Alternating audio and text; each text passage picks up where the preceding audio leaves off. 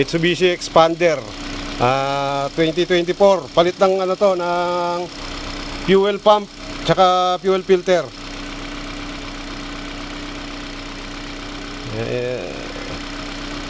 Nagkaroon ng ano metal shaving kasi yung kanyang